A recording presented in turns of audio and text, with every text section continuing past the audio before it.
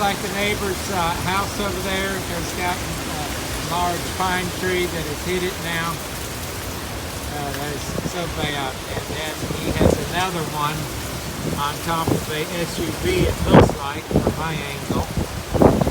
And then we do a quick 180 towards the street. There's two pines down, one at the end of the street and one in the neighbor's yard. So we're in the middle of this thing. It is here now.